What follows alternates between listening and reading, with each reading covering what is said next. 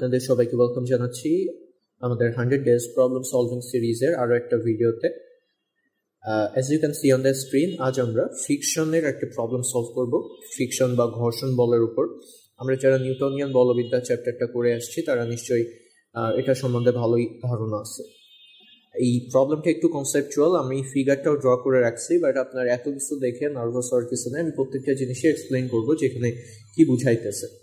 So apparently এটা হচ্ছে আসলে একটা বোল মানে হচ্ছে একটা বাটির মধ্যে একটা পোকা আছে, মানে insect in the bowl problem. So এখানে আপনার একটা পোকা ছিল যেটা ইনিশিয়ালি এইখানে ছিল, একদম নিচে ছিল। ওকে, এটা একটা সার্কুলার বোল, যেহেতু আমরা যদি একটা লাইন কল্পনা করি তাহলে এটা হবে একটা হচ্ছে আর্ক, এটা হচ্ছে একটা আর্ক হবে, এবং এটার একদম নিচে এই পোকাটা ছিল এবং এটা আস্তে আস্তে উপরে উঠতেছে। এখন উঠে বিষয় হচ্ছে যে আমরা সবাই জানি যে এটা উপরে উঠবে এবং একটা হাইটে ওঠার পরে এটা হচ্ছে আবার নিচে পড়ে যাবে, তাই না? এবং এটা একদমই উঠতে পারতো না যদি না এখানে ফ্রিকশন না থাকতো। যেহেতু এখানে ফ্রিকশন আছে, এই জন্যই কেবলমাত্র এটা উঠতে পারবে। এবং আমরা বাস্তবেও ওইটা দেখি যে একটা পোকা একটা বলবে কিছু দূর যাইতে পারে, তার কারণ হচ্ছে ওই তলে ফ্রিকশন থাকে এবং ফ্রিকশন ফোর্স থাকে। এখন ফ্রিকশন ফোর্স কেন থাকা জরুরি এবং ফ্রিকশন ফোর্স এটার উপরে ওঠার ক্ষেত্রে কিভাবে অবদান রাখতেছে ওইটা আমরা এখানে দেখব। এবং আমরা এটাও দেখব যে এ আলটিমেটলি কত হাইটে উঠতে পারে, মানে এটা তার নিচের পয়েন্ট থেকে এইটাকে যদি আমি এইচ বলি, কত হাইটে উঠতে পারে ওইটাও আমাদের বের করতে হবে। সো আমি প্রবলেমটা বোঝানোর ট্রাই করছি যে এখানে আসলে আমরা কি করব। আমরা নিচে একটা পয়েন্ট ছিল যেখানে পোকাটা ছিল এবং পোকা উপরে ওঠার ট্রাই করতেছে এবং একটা নির্দিষ্ট পয়েন্ট যেটাকে আমরা এ বলতেছি, এ পয়েন্ট পর্যন্ত উঠতে পারতেছে। এখন আমরা জানতে চাই ওইটাই যে এ আলটিমেটলি কত হাইট উপরে উঠতে পারছে, মানে এই হাইটটা কত, ওইটা জানতে চাচ্ছি। সো এটা সলভ করার জন্য আমরা যে কোনো নিউটনিয়ান মেকানিক্সের প্রবলেম সলভ করার জন্য আমরা যে কাজটা করি আমরা ওই সেম কাজটাই করব। এটাকে আমি আপনার কাজের সুবিধার্থে বড় করে এঁকে দেখাচ্ছি যে এখানে যে জিনিসটা হইতেছে অ্যাপারেন্টলি। সো আমরা যদি সলিউশনের কথা বলি, প্রথমে আমাদের এই অবজেক্ট বা ইনসেক্টের একটা ফ্রি বডি ডায়াগ্রাম ড্র করা যেতে পারে। সো এটার ফ্রি বডি ডায়াগ্রাম যদি ড্র করি তাহলে এইটা যদি আমার ইনসেক্ট হয়, এটার উপর একটা গ্র্যাভিটেশনাল ফোর্স বা অভিকর্ষজ বল কাজ করতেছে নিচের দিকে। ওকে, এবং আপনি যদি খেয়াল করে থাকেন তাহলে আপনারা জানেন যে এটা যেহেতু একটা সার্কুলার আর্ক, এই জিনিসটা যেহেতু একটি সার্কুলার আর্ক, এর মোশন হবে তার টেনজেন্ট বরাবর, এই বরাবর। ওকে, এখন আমরা যে কাজটা করব, আমাদের এই জিনিসটা যেটা আমার এমজি, এটা কিন্তু একদম পারপেন্ডিকুলারই ডাউনওয়ার্ড ডিরেকশনে কাজ করতেছে, মানে সোজা সবটা ভার্টিক্যাল নিচের দিকে কাজ করতেছে। এখন এটাকে আমার রিজলভ করতে হবে।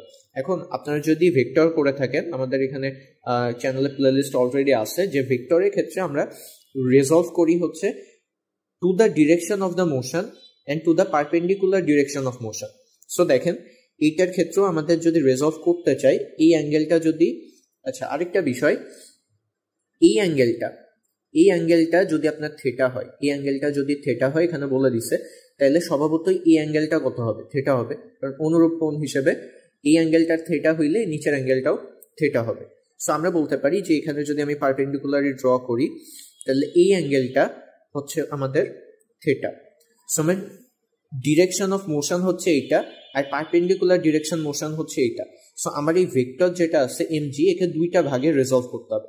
এখন আমরা জানি যে যার সাথে অ্যাঙ্গেল তার কজ হয়, সো এইটার ক্ষেত্রে আমরা বলবো এমজি কস থেটা। ওকে, আর এইদিকে তার পারপেন্ডিকুলার কত হবে, এমজি সাইন থেটা। এখন কথা হচ্ছে যে এইখানে কি এই দুইটা ফোর্সই আছে, এবার দেখি কোনো ফোর্স নাই। মাই অ্যান্সার উড বি যে হ্যাঁ, অবভিয়াসলি এখানে আরেকটা ফোর্স আছে, ওইটা হচ্ছে ফ্রিকশন রিয়াকশন ফোর্স। কেন? কারণ কোন একটা তলে যদি কোনো একটা বস্তু অবস্থিত থাকে তাহলে তার লম্ব বরাবর একটা প্রতিক্রিয়া বল কাজ করে। সেই এমজি কস থেটার এক্স্যাক্ট অপোজিট দিকে যেটা কাজ করবে ওইটা হচ্ছে তার রিয়াকশন ফোর্স, এবং এটাকে আমরা বলতে পারি হচ্ছে capital R. So this R stands for the reaction force. এখন আমার কথা হচ্ছে যে অবভিয়াসলি এখানে একটা ফ্রিকশন ফোর্সও থাকবে। ওকে, এখানে একটা ফ্রিকশন ফোর্স থাকবে। কেন থাকবে?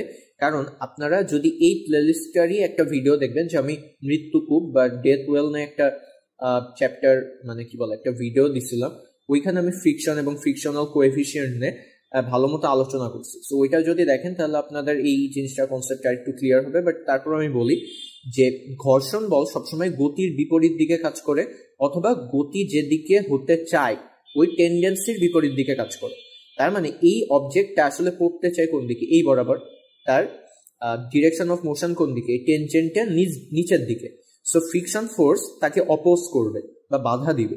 তাহলে ফ্রিকশন ফোর্স স্বভাবতই উপরের দিকে, এই দিকে কাজ করবে, যেটাকে আমরা F1 দ্বারা ডিনোট করতে যাচ্ছি। ওকে, সো এই পুরো বিষয়টা যদি আমরা বুঝি, তাহলে আমরা এখানে যদি ইকুইলিব্রিয়াম অ্যাপ্লাই করি, মানে যেহেতু সে ম্যাক্সিমাম হাইটে যাবে, তাহলে আমি ধরে নিব যে এই পয়েন্টে যাওয়ার পরে, এর আগ পর্যন্ত F1 বেশি ছিল, বাট এই পয়েন্টে যাওয়ার পরে F1 এবং mg sin θ সমান হয়ে গেছে, এবং আরেকটু উপরে গেলে mg sin θ আরো বেড়ে যাবে এবং সে নিচে পড়ে যাবে। সো আমরা ওই ক্রিটিক্যাল পয়েন্টটা ফাইন্ড আউট করার ট্রাই করতেছি। সো আমরা বলবো যে F1 এবং mg sin θ এই দুইটা ইকুয়াল। সো আমি ফার্স্টে বললাম যে F1 should be equal to mg sin θ। এটা হচ্ছে আমার ইকুয়েশন নাম্বার 1। এটা হচ্ছে আমার ইকুয়েশন নাম্বার 1। আরেকটা ইকুয়েশন পাচ্ছি, সেটা হচ্ছে r equal to mg cos θ। So second equation হচ্ছে r is equal to mg cos θ। এখন দেখেন, আমরা ফ্রিকশন ফোর্সের ক্ষেত্রে আমরা বাই ডেফিনেশন কিন্তু এটা অলরেডি জানি যে ফ্রিকশন ফোর্স হয় মিউ টাইমস ওইখানকার রিয়াকশন ফোর্স, মিউ টাইমস ওইটার reaction. So that should be equal to mg sin θ। এখন আমরা আই গেস বুঝে গেছি যে এই আরটাই আসলে এই আর। এখানে আর এর ভ্যালু যদি আমরা বসাই দিই, তাহলে আমরা পাবো mu times mg cos θ, mg cos θ is equal to mg sin θ। Just আমরা সিম্পলিফিকেশন করতেছি, এখান থেকে mg এবং mg আউট হয়ে যাবে। এবং মজার ব্যাপার এটা যে দেখেন, এখানে আপনি যদি একটা ছোট প্রকারে আনেন, মানে যেটার ভর খুবই কম, সেটা কম হতে পারে আবার বেশি হইতে পারে, এটা কিন্তু ম্যাথের উপর ডিপেন্ডই করতেছে না, কারণ ম্যাথ কেটে যাইতেছে। এখন এইখান থেকে আপনি পাবেন হচ্ছে tan θ is equal to mu, and this is our condition, যে এই কন্ডিশনের জন্যই আসলে সে ম্যাক্সিমাম হাইটে উঠবে। সো আমার থিটা যদি আপনাকে জানতে চাইতো, তাহলে আপনি বলতেন tan ইনভার্স মিউ হবে, আপনার অ্যান্সার হবে tan ইনভার্স মিউ। এবং আমরা অনেকে কিন্তু এই সূত্রটার সাথে পরিচিত, তাই না? যে আমরা এই সূত্রটা অনেকেই দেখছি যারা ব্যাংকিং অফ রোডস করে আসছে। এখন দেখেন, আমার কিন্তু এটা জানতে চাই নাই, থিটা জানতে চাই নাই, আমার হাইট জানতে চাইছে। এখন হাইট বের করার জন্য আমরা কি করতে পারি? অনেকে বুঝে গেছে যে এখানে থিটা জানলে এইচ বের করা কঠিন কিছু না, এরপরে জাস্ট জিওমেট্রি। সো এটার জন্য আমরা যে কাজ করব, দেখেন ও থেকে একদম নিচে পর্যন্ত এই টোটাল হাইট, এটা কত? আর, রাইট, ক্যাপিটাল আর। এটা নিয়ে তো আমাদের আপত্তি নাই, কারণ এটা হচ্ছে রেডিয়াস। এবং আপনি আরেকটা জিনিস খেয়াল করেন, এইটা যদি আর হয়, এটা যদি আর হয়, তাহলে এইটার এই অ্যাঙ্গেল যদি থিটা হয়, তাহলে এইখান থেকে এই পর্যন্ত এই জিনিসটা হবে আর কস থিটা। বুঝি? এই জিনিসটা হবে আর কস থিটা, কারণ এটার কস কম্পোনেন্ট হবে এই বরাবর, এইটুকু হবে হচ্ছে ওয়াই এর ভ্যালু হবে হচ্ছে আর কস থিটা। তাইলে টোটালটা যদি আর হয়, সেখান থেকে আপনি যদি আর কস থিটা বাদ দেন, তাইলে কি আপনি এইচ পাবেন না? আরেকবার বলি, আপনার টোটাল হাইট যেটা, ওইটা হচ্ছে পুরাটা হচ্ছে আর, এবং এই ছোট হাইটটা হচ্ছে আর কস থিটা।